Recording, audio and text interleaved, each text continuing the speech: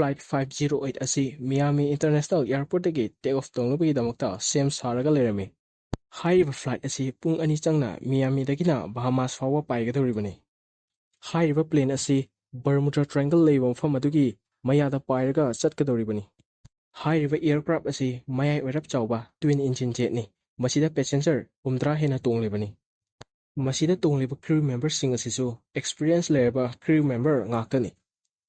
Pung tarika minute nifu mga tasalapa matamda hairiba aircraft asi hanagi matawgumna aswingam amata yaudana runway dagi take off topki.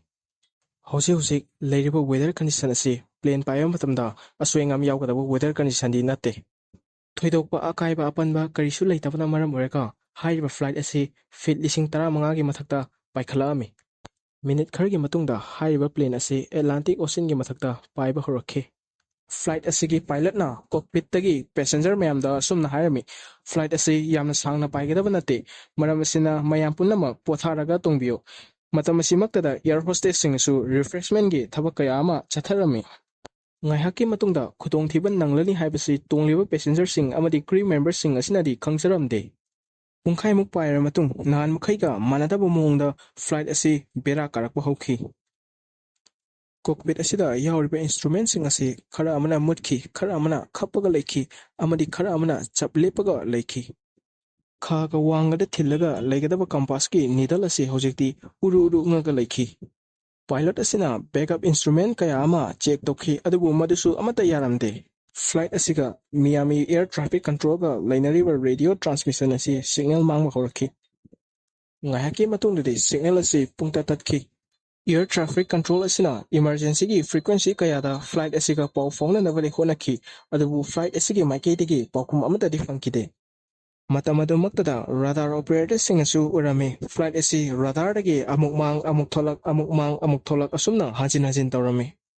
Karino masamung khangdaba safu amana flight asida inbagi matogumna flight asina paiba ngamba changdagi yam ka hena yangaga paiki. Flight asi yangna paiki haiba asi radar operator sinadi uhowi ngahaki matungda flight asi radar dagi pungmang mangki.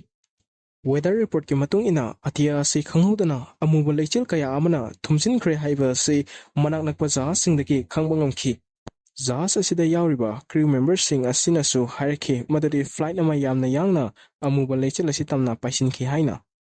Matamasi maktada air traffic control na search and rescue unit ta pau piki madadi flight 508 asi radar dagi pungmang khre haina.